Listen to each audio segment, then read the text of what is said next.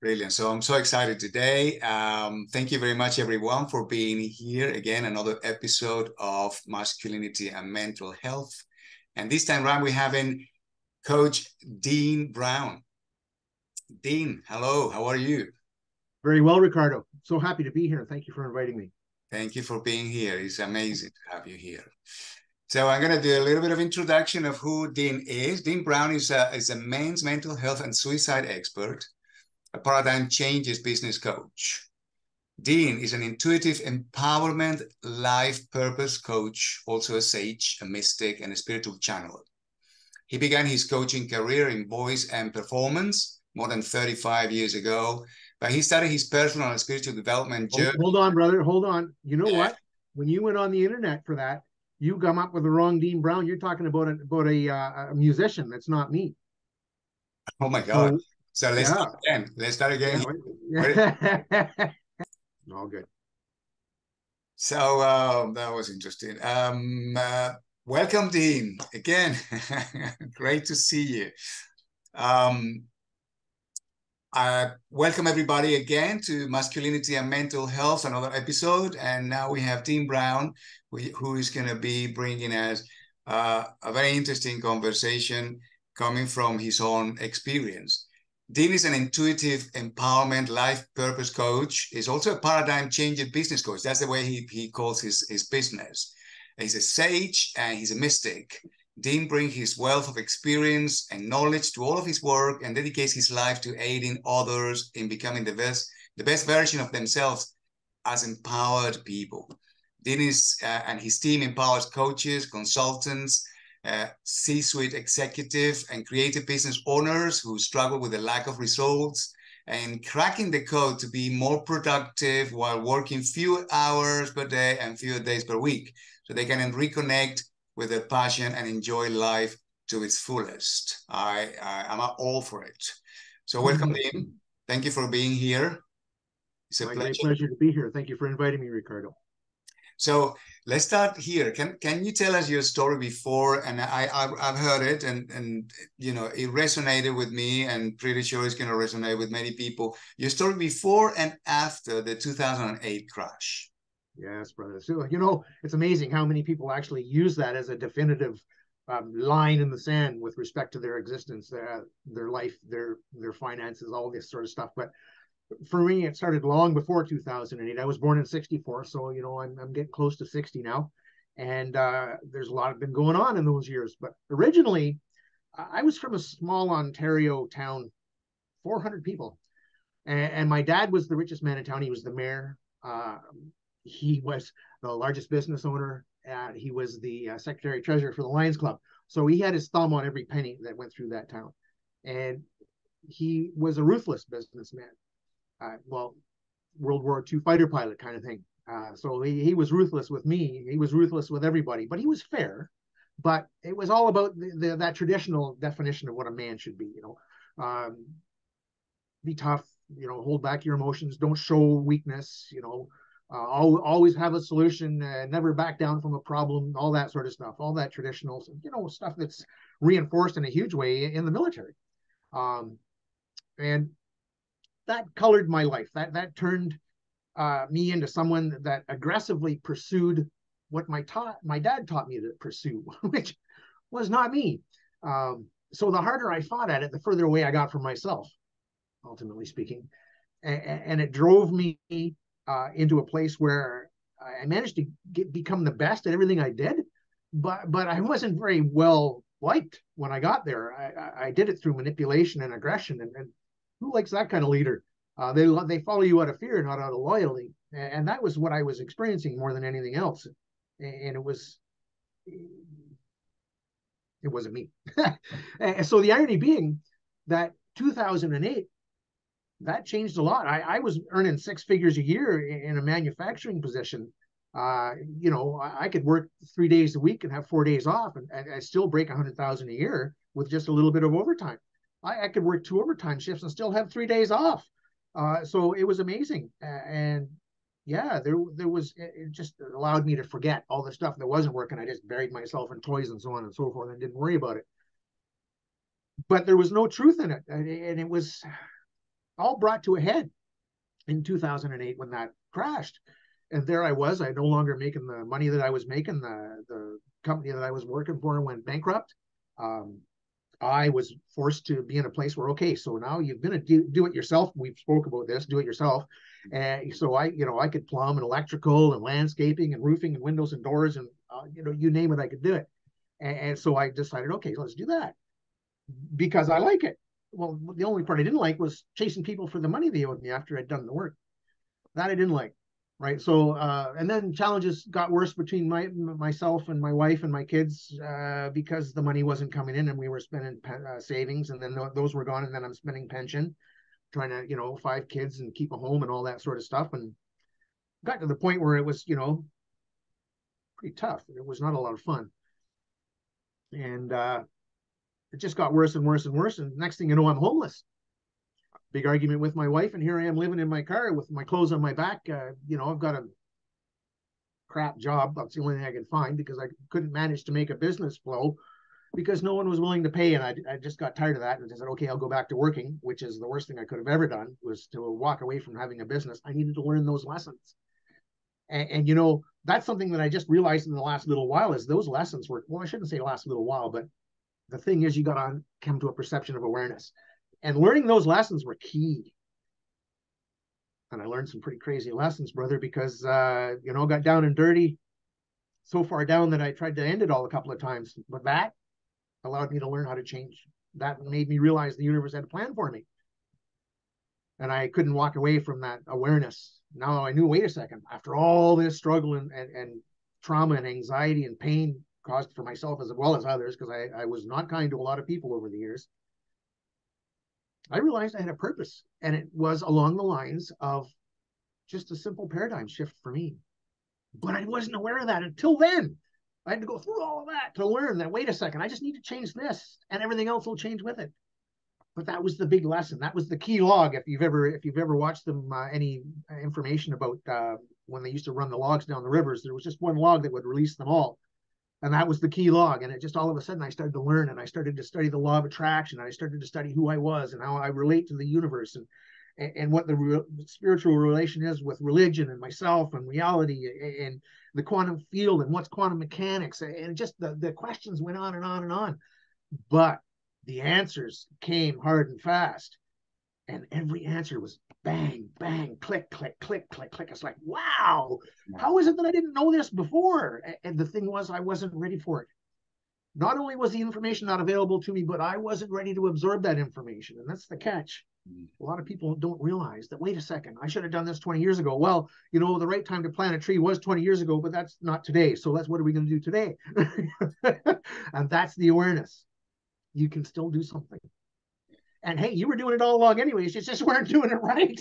So maybe we'll just shuffle it a little bit and we'll get you doing it right. And we'll watch the changes start to happen and you'll start to become a magnificent manifester.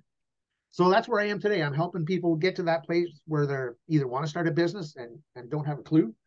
So they realize, wait a second, I know I can't be in a job forever or anymore. So what's the alternative? And the alternative today is, okay, you don't want to be a slave. That means you have to be a master. So here's how you do it if you want to have a business. Yeah. So I'm going to stop you for a second there, because you're very passionate about how you help people. But before that, I read something in one of your papers somewhere, a website or maybe in one of your social media, that you're a mental health and suicide expert. And I heard you a moment ago talking about that you were in a couple of occasions in that space, which was, yes, I can talk about that as well in terms of how hard it is to be in that space. Now, I'm going to ask you a question, okay? Before we carry on, can somebody with suicide thoughts can approach you for help? Yes, please. Can they? Yes, please. I'm only saying that because the rate of suicides in men is just ridiculous, and I know that, I hope that at least someone that is hearing that in that space can actually know that he's not on his own, and that there are people that are ready to. And I know it's a very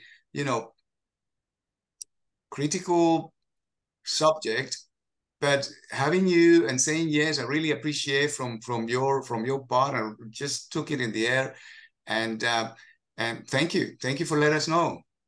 Yes, and you know it's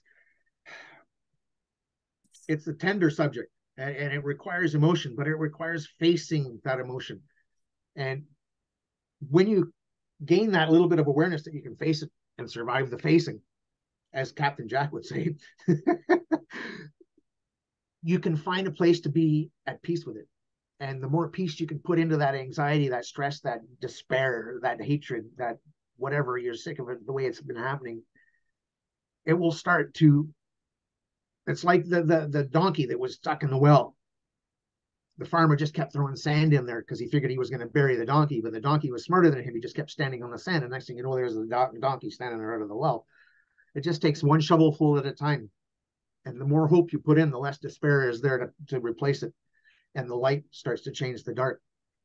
And the light is more strength than the dark, my brother. There's all kinds of beauty and colors and abundance in the light. And the darkness is only the absence of light. It's not the anti-light. Light always wins. So I'm here. Thank you for that. Thank you for that.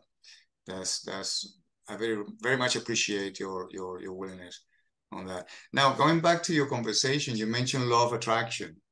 And law of attraction is one of these subjects that, well, it's been overused, and there's been this fad. And all. Can you let us know how you suddenly begin to? I guess you started studying the law of attraction when you were in that space. Can you expand a little bit more about that? Sure. Yeah. So a lot of people say, I watched The Secret, or I read The Secret, and it doesn't work. The law of attraction isn't working for me. To speak to that, the law of attraction includes 4 fundamental pillars, or whatever you want to call them. And The Secret only deals with the first 2. Hmm. So it's been a long time since I've read the book. But as far as I remember, it only spoke about thinking and feeling. It never included the action of speaking and doing. Right. So the irony being that everybody that followed the secret to learn how to, and you don't do or work or manipulate the law of attraction, you just align yourself with it because it's the same as gravity. It's a natural law. But the thing is that when you follow that secret approach, you actually backed away from the whole process. You're only doing half the process, where before, even though you were doing it wrong, you were doing the whole process. So that's part of the problem. So people would say, okay, wait a second, I've lived like this for so many years. Now I'm doing what the secret says and nothing's changing. Well, the irony is that you're not changing anything. That's why nothing's changing. Yeah, so I was gonna, if you don't mind me interrupting you, because one of Yeah. the common stories is about you can't just sit and meditate and expect that things are going to change, right? And it's definitely not the case, right? Well, meditation helps. Don't get me wrong. It gets you in that place where you can actually align yourself with the truth of the circumstance, what your passion is, and allow yourself to receive information that will give you inspiration and motivation to take action. Right. You don't have to be the answer to everything. You just have to be the answer to yourself, and do a little bit more today than you did yesterday. A little bit more awareness, a little more perception, a little bit deeper choices because of that awareness and perception, through meditation, through knowing what you want, knowing how you feel about it, saying something that's in alignment with those 3 things vibrationally, and then taking action that pursues it without taking over what the universe is going to provide. If you're religious, then you're praying to God. If spiritual from that perspective, then what you're doing is you're saying out to the universe, source energy, whatever the quantum field, whatever the case may be. But the point remains that our synergy of having the same vibrational frequency from what we think to what we feel, because the brain and the heart all have, there's brain cells in the heart, brother, and it can lead your brain. Yeah. There's interaction there. And the heart is what causes our magnetic field that broadcasts to the universe. It's that quantum entanglement that's part of the whole process. We are in connection, and I can share scientific research that'll solidify this for people that are going, oh, I don't believe it. There's no science to prove it. There's science that proves it. So having said that, it's the words and actions that start to make a difference, because now what you're doing is you're sharing it with the physical universe. Up until the point where you're meditating, you're sharing it with the spiritual universe. But when you speak and act, you're sharing it and acting within the physical plane. That is the part that makes the difference to speed things up. And you can sit on the couch and meditate for 10 years, or you can get up off the damn couch and do something, and it'll happen in 6 months, right? Right? So the choice is yours. And the weird thing is, what you got now is you using the law of attraction up until now, just not understanding how you're using it, or which different way to, I shouldn't say use, but align with. Mm-hmm. Right? You can use gravity if you want to, push something down a hill, then you can use that gravity to get whatever that is going down the hill. But there needs to be some control, some intention involved in order to get a result that's actually what you want to manifest. So it's super simple. We're all of us are already doing it. We're just not doing it right. Mm-hmm. Yeah. And one of the coaching things that I have for accountability in my coaching program is, we all know what to do, we just don't do it. So I'm just going to get you to the place where you know what to do, and then you can make a choice whether you do it or not. Because really, the law of attraction really works both ways, right? I mean, really accepting that it exists works both ways. I mean, depending on how you focusing on that, that's what you end up, and we can actually corroborate that when things are going wrong. When the day starts bad and we carry on complaining and being angry, the day carries on being like that. And you might be lucky if the next day is going to be similar, and the next and the next. That's right. And it happens the opposite as well. If we actually intentionally focus in something better, then it seems like things begin to appear better. People begin to change their attitude, the way of being. The traffic seems to be better, right?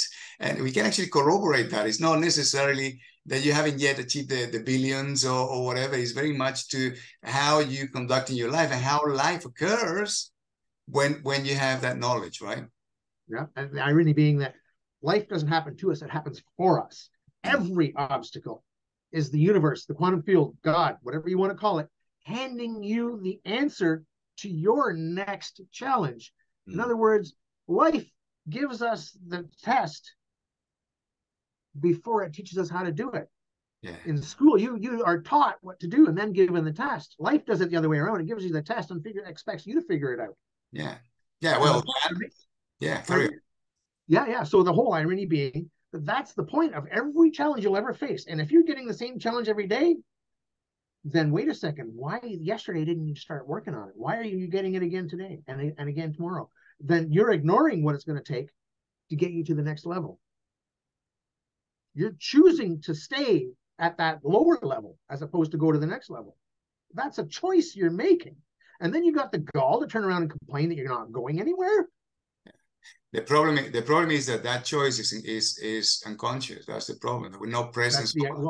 The thing is, if we were all taught how to be spiritual, as opposed to live in this physical world with government rules, social rules, traditional rules, all these rules that immediately teach us how not to be spiritually connected, right? I mean, you can't baptize a baby. Baptism requires willful choice, right? But people think that sprinkling water on a baby is baptizing them, and there's nothing further from the truth. And the irony being that there's so many people believe that as the truth, and that's a perfect example. And people, I'm sorry if you're offended by hearing this, but it's the truth, and I'm not trying to cause an issue. And if I get haters, I'd be happy to talk to you about it, and we'll come to an understanding. But the point remains that to have an opinion is to risk offending other people that don't understand that particular truth. Or maybe you need to be in a place where someone understands the truth and you don't, and you need to be exposed to their reaction or response to your ignorance. Yeah. Are you willing to go to if you want to learn how to fly a plane, are you going to go to a really, really good pilot, or are you going to go to a pilot that's had a few crashes? Who are you going to learn from? Yeah. Right. Yeah, I know what you mean. I tend not to I tend not to go so far into, not even into the world of spiritualism. I mean, spiritualism for me is just that, well, my church is inside, my temple is in here, and it's when I begin to understand my heart, my feelings, my is really it. It's all coming from inside, right? So whether it is your approach through your own religion or through spiritualism or through your own practices, it's all good for as long as it works. For as long as That's all it is. That's all it is. And the irony being, it's the same process. It's just different perception of the process. Yeah. Right. I mean, for example, I mean, those of us that are working with SpaceX would understand that when we see that flash in the sky, that's our latest launch. But someone that's out in the desert that doesn't have any experience with space flight would think, what in the world is that in the sky? Right. And it's a matter of perception. Yeah. Right. Either you understand it or you don't. The catch is understanding is available when we reconnect, become mindful. And what I mean by that is to allow yourself to understand what your brain is doing on a moment by moment basis, because that's where the truth is, in the moment. If you're thinking about the past, you're not in the moment. If you're thinking about the future, you're not in the moment. Now, don't get me wrong. You can meditate and you can use Stoic principles to understand what was wrong in what you've done or experienced, to understand what the truth of it is and make a better decision in the future. That's how the Stoics did it. But the end result is still your awareness being honed and improved to a place where you have a deeper understanding of the truth for you, so that you can make a deeper choice within your truth for you. Do you teach meditation in your practices, in your coaching? Yes, I do. Yes, I do. Yeah. Good. So why don't you tell us a little bit more about paradigm changing and how you help people? Can you tell us more about that? Yeah. So I use the macros method, which is just an acronym: mindfulness, awareness, choice, responsibility, ownership, and strengths, and various versions of that. But the point is that this is the 6 pillars again. And if you study numerology, the number 6 is a power number. It's a number that contains truth. So anything that is done in 6s will always have a ring of truth to it, because it's vibrationally aligned with the same. We're talking vibrational awareness now. But the point remains that is the bottom line for understanding how to build a business. If you don't understand who you are, then you're not going to understand what it takes to respond to challenges that come up in your business. You're going to be confused. You're going to be angry. You're going to be anxious. You're not going to be in a place where you have calm awareness to make a deeper choice. That is why we start with who you are and what's going on in here. Get that sorted, get you into a place of being confident. You're like you mentioned earlier when we were chatting before the recording, where you're in a place of confidence against the storm. You can stand and face the storm and still be confident that you'll come through on the other side. And that's the point. That's the part where we have to get to, so that our stance within our business passion and our purpose and our mission is such that we are not going to be swayed by haters and by challenges and by failures, because those are all opportunities to grow and scale. Yeah. If you can understand what the market wants, you can make sure that you provide the solutions that people actually need. Yeah. And that's the thing, is we can't imagine what the market needs. We need to let the market tell us. It's the same thing with meditation. It's the same thing with anything else. We need to be willing to be open to the answers, the truth, and then make choices through our awareness that serve that truth and allow us to serve solutions to the people that have those problems. And if you're in a place of any sort of doubt, waving the white flag and asking for help. You mentioned that earlier in the call. Learning how to ask for help. That's part of my plan. That's part of my system. We have a good solid team of VAs and IT techs that will swoop in there and just go into wherever you're having troubles and sort it out, get all the ABCs and the yeses and nos and all that sort of stuff sorted, so that you're not caught in the anxiety of, and here's something you mentioned earlier, of doing it all yourself and wondering why nothing's getting done because I'm down this rabbit hole too long and I'm not doing that. And we've all done it. I still do it at times if I get into a passion. I love to build stuff in Microsoft Excel. So I create stuff. My client will say, hey, what about this? And I'm thinking, oh, I can do that. And next thing you know, 100 hours goes by and I've built something. But that 100 hours is a lot of 100 hours that I should be doing other things. So you got to schedule yourself and you got to be aware of what you're doing. And you got to make choices within that. So you can't sequester you. You can't do the chitty chitty bang bang thing and disappear into the shop for 6 months. Might come out No, with a miracle, right? But still. that's right. So when imagine we live 30, 40, 50, 60 years, and we've been for decades in a paradigm that began to be built through the years, through the experience and the cultures and the religion and everything else that we've been influenced by. Yeah. How do you change that? Well, first of all, be exposed to it first of all, because or at least if you give yourself a chance and ask yourself, that you're seeking the truth on every moment of every day. And if you give yourself a chance to ask yourself, you also know how well you've been seeking, whether you've been rabbit holing, procrastinating, or actually truly seeking. So the end result will be that when you're exposed to something that you go, oh, this is something I've been waiting for. Again, choice. Are you going to pursue it, or are you going to gloss it over and stay in that rut?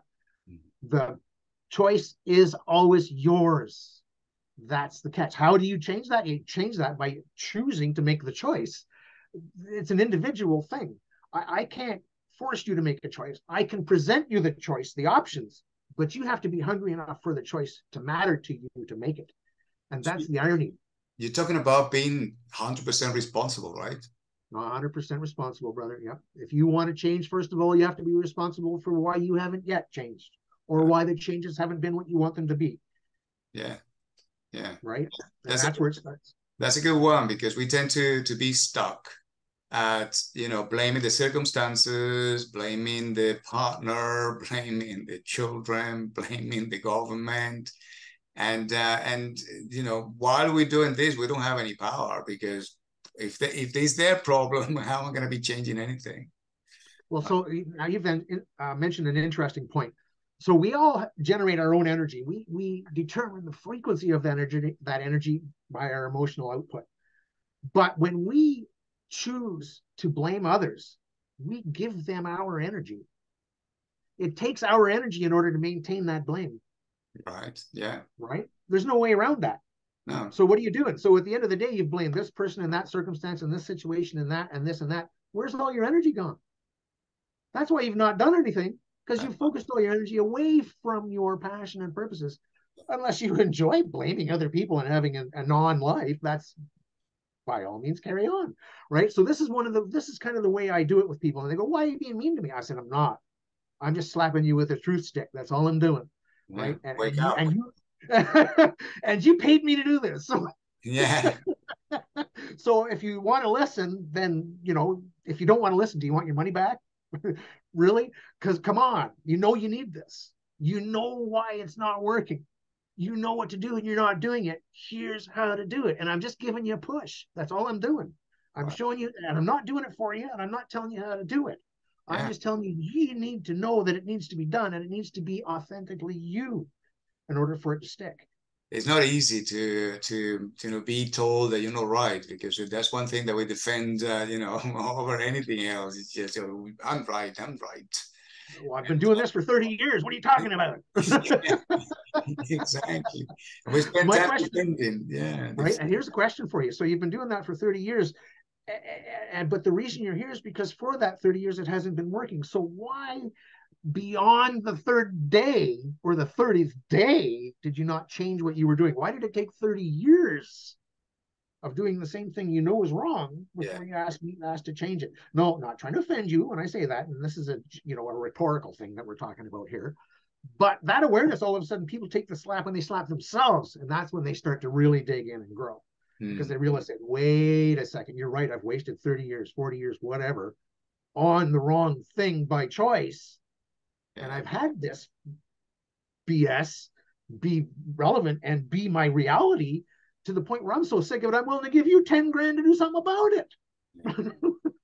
Yeah, it begins there, right? Yeah, it begins there in accepting and surrendering that there might be another perspective. There must be another way of looking at this, because this way I've been looking at it, and it carries on bringing me to the same place, right? Right. And the irony being, and I threw the word 10,000 out there. Everybody has a different price. And some of my programs are more and some of them are less, but the point remains that that's not cheap, and you want to see a result. Anytime you choose to invest in yourself like that, you want to make sure that you invest your time and your purpose and your passion in order to earn that result. You didn't just spend the money and the result ends up in your email inbox. There's going to be work involved, right? And it's going to be a different kind of work than what you've done up to this point. So you need to be willing to be in a place to embrace that new approach to things, even if it's just a little bit every day. Yeah. So you think that to begin with, we need to really bring more clarity in what is it that you really want? Because it also sounds that you ask people, what is it that you really want? I mean, what is it that you see in the future is calling you to pursue, to do what you have to do? And and it's difficult to hear someone say, no, I know what I want. I know where I'm going. I know what I'm doing and why I'm doing it. And this is my purpose. And this is what I would like to do for the rest of my life. And very few people can actually be in that space. When mostly when they're one of trying the to one of the things I do is I actually ask them to detail that. I part of my uh, um, procedures, primary, I call that first processes, is to actually specify that. Okay, you say you got it. Show me you've got it. Let's make sure that you've got it so that everything's in alignment with itself, that you're not, saying one thing here and the opposite thing there. You've just introduced a bait and switch in some cases. You can't do that. So you may well know what you think you know and have passion for it, but if you can't articulate it, you haven't thought about it deep enough. You need to be able to give me an elevator pitch on every aspect of that.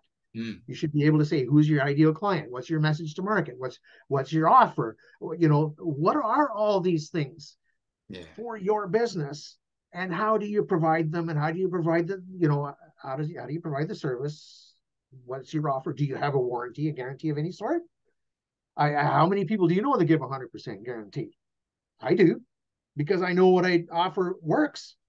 The catch is you only get your money back if you can prove to me you've done the work. So do you help people in being aware of all these things and putting it in writing and creating that foundation for the business once they get clear about what they want and you create a clear structure for them to know where to go, because that's very difficult. I mean, you can have a great vision for your life, but not knowing where to start. What the building blocks are. So that's what I do. I provide building blocks right from the foundation all the way up. And it's all based on what your passion is. So no matter what happens, what obstacle you encounter, all you need to do is focus on what works, what serves your passion for providing the solution to the people you serve. Stick to that, and whatever choices you make, yes or no, will bring that to a greater, concise, more clear, more deliverable product that people are willing to pay more for because it delivers a better result, only because you've evolved with the market as they go. Right. So yeah, it's and there has to be accountability. So my process shows accountability. This is your assignment for the week. You've got 4 days to do it. If it's more than 4 days now, the system shows that you're behind. It doesn't mean that you're getting punished. It just gives you an opportunity to say, hey, wait a second, I better get this done. So recalibrate. Right? Accountability, my friend. And I also offer an even deeper accountability where we connect every day, Monday to Friday, for a predetermined amount of time at a predetermined time to make sure that you're getting in there. Now that's additional. That's not like that's an upsell for me or for a client. But the point remains that accountability is an issue. I've had so many clients say, you know what, I love your program, but I need an extra level of accountability because I know I'm going to slip. I'm going to give it a go for a month or whatever, and then I'm going to back off because it's like, wow, I'm stuck on this, and I forgot to ask for tech help, and now it's been a week or whatever, right? And accountability is key, brother.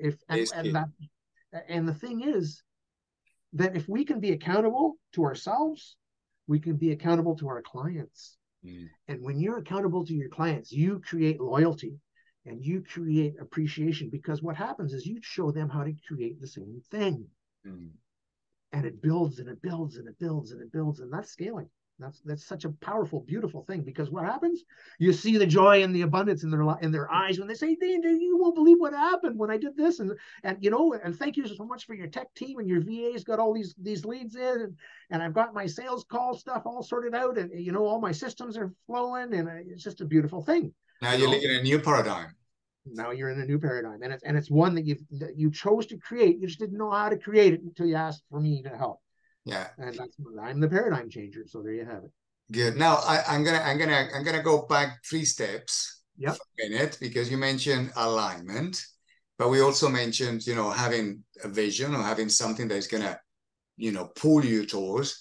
But it happens that you might have a dream, an idea, a desire, but your beliefs are not in alignment with that. So you have limiting beliefs that are actually stopping you from moving, right? That is a tough one.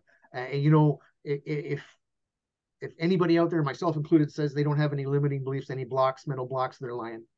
I was abused as a kid. My dad was very rough with me, and I'm still dealing with that. And thankfully, I've learned how to communicate with myself as a younger kid. So, limiting beliefs, you want to talk about that. It all comes down to meditation if you really want to dig in. Right. You can't deal with a limiting belief if you don't know what it is.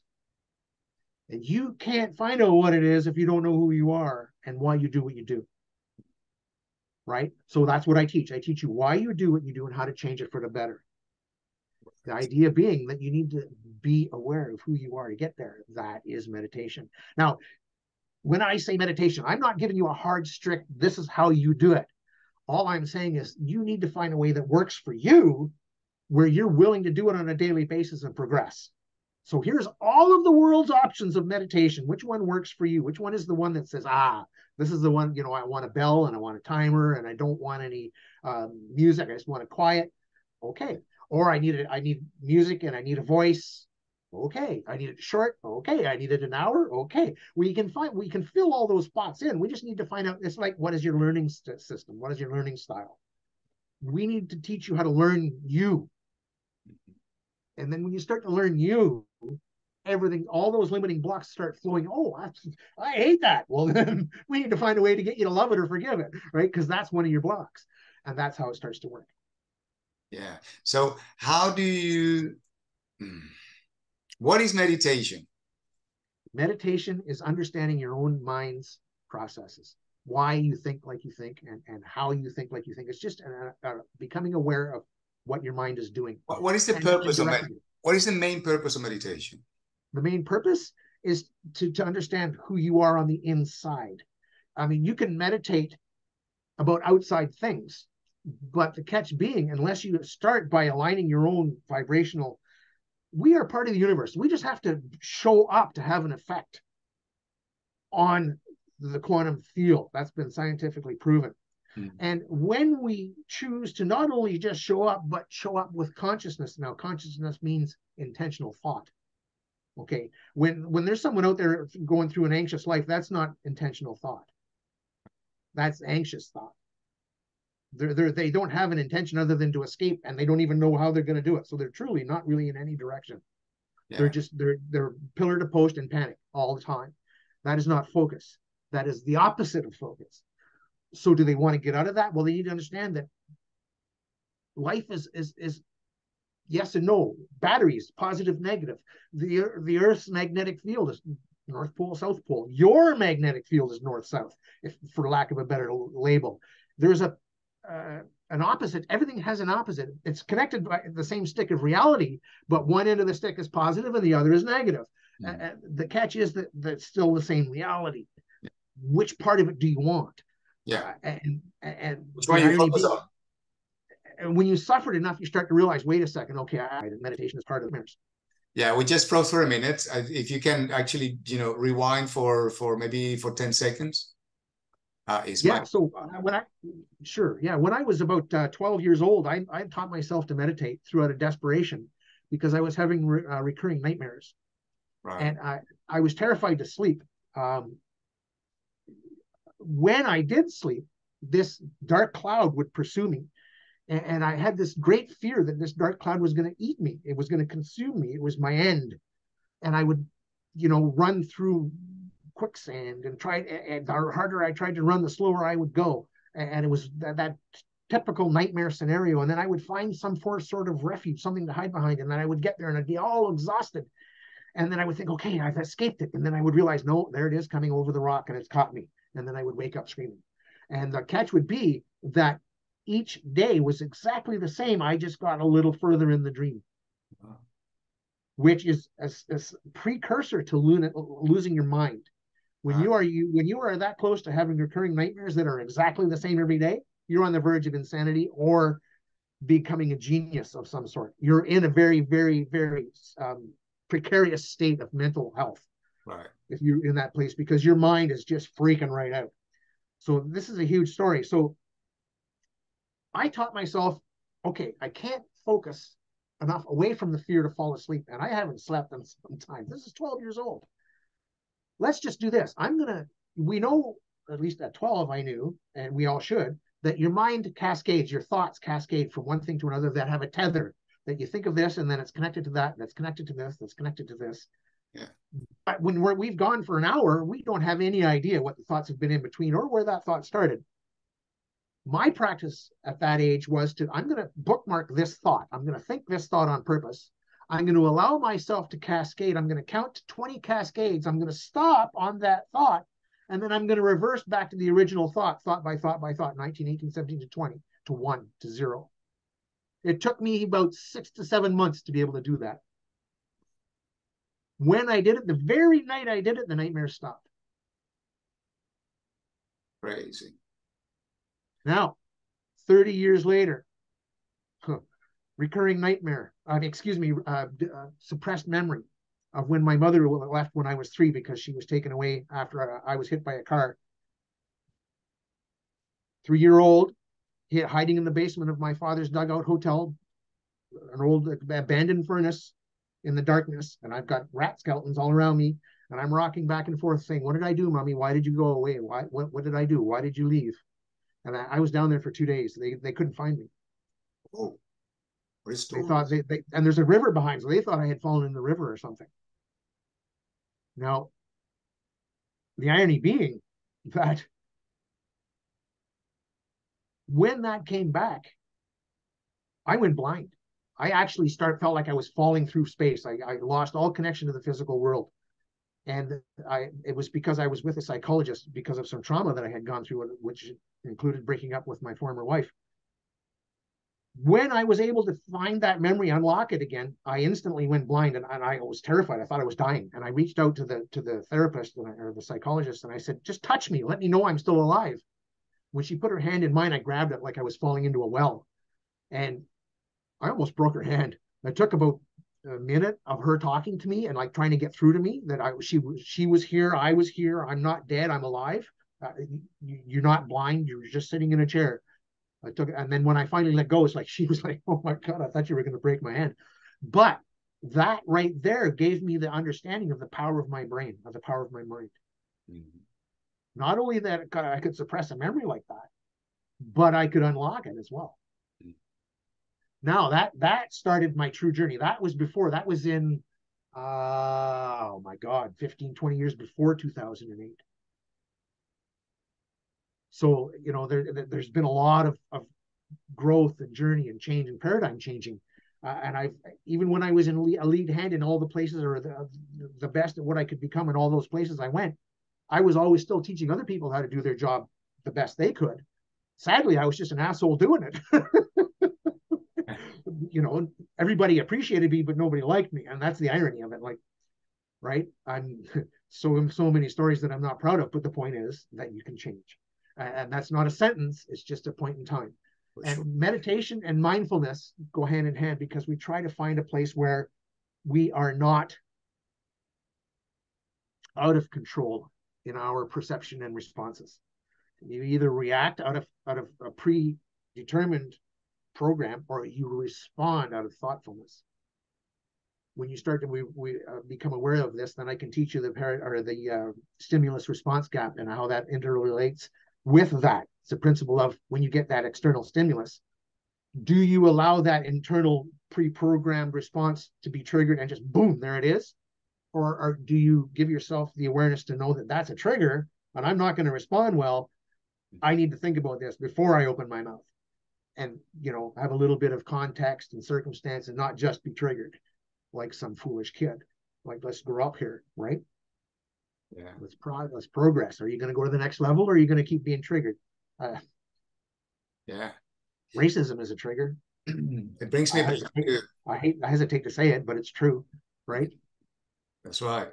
It brings me back to the story about it. Law of attraction is not working for most people, but if you think about it and you stick to what you're talking about, you can actually begin to see the influence of this law in whatever you're doing. The moment you begin to shift your focus, you begin to see changes in your own yourself, the way you feel, the way you Yep. are, the people's response, the even the circumstances to begin to look different because Yep. your perception changes as well. 100%. It's, you know, there's an old cliche out there. If you want things to change, change the way you look at them. That's right. That was Right. Wayne Dyer, right? I'm not sure who the author was, but I've heard that so many times. But yeah, and it's so true. Yeah, if you want things to change, change how you look at them. Yeah. And that's the greatest truth, because that starts from the inside. You can't change how you choose to look at something unless you choose. The choice all starts here. All choice starts here, Yeah. right? Between the heart and the brain, or excuse the heart and the brain, right? I'm built backwards. Right? Oh, by the way, quick joke for you. Dad joke, by the way. Hey, did you know that if your nose runs and your feet smell, you're built backwards?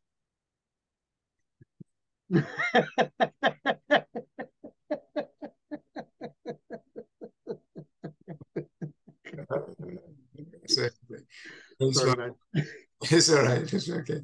So listen, Dean, it's been a real pleasure to have you. You're fun, and I think that's part of the strategy. Really, Right? bringing fun to it. I think is important as well. Yeah. Rather than being miserable all day complaining about our job.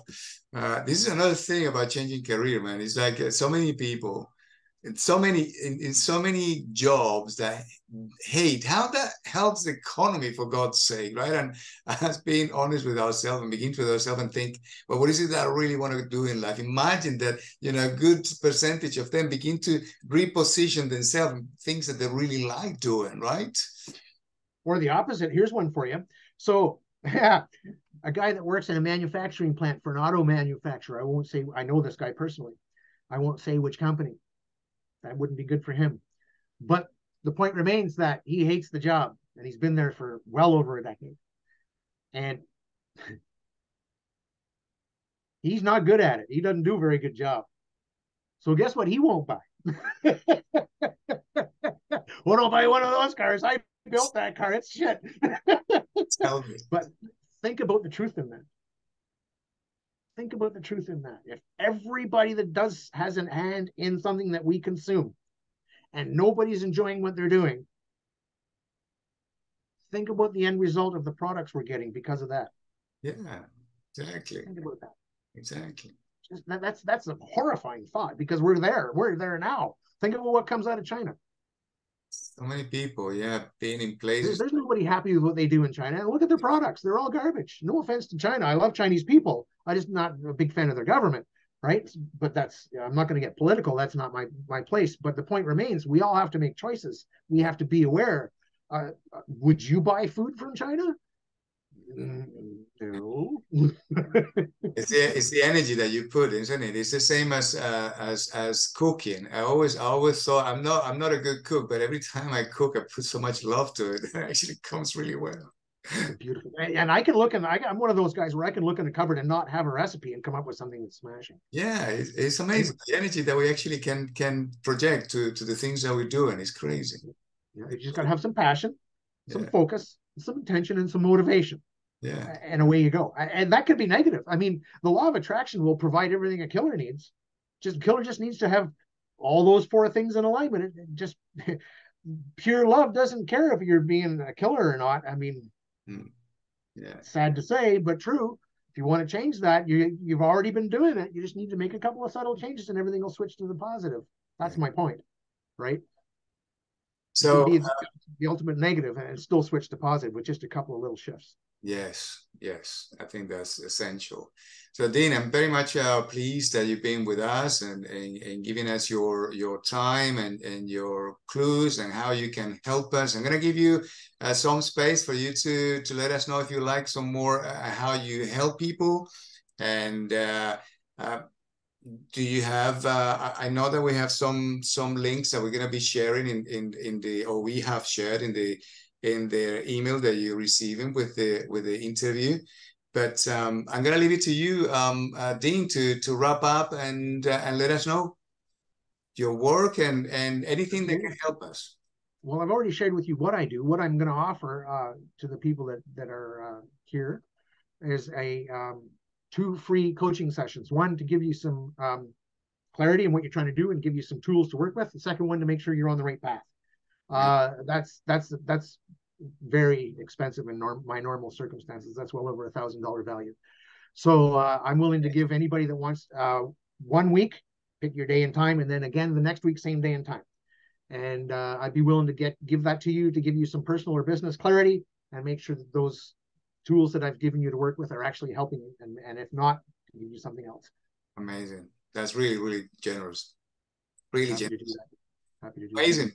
Well, Paradigm Changers business coach, Dean, thank you very much for being with us. Thank you, everyone, to stay this long. I mean, this has been a real summit, and I really hope that you all got something from it, because it's been packed with value, and I'm pretty sure that there's some place there that you're going to see that pointer that is going to help you to get out of that rut.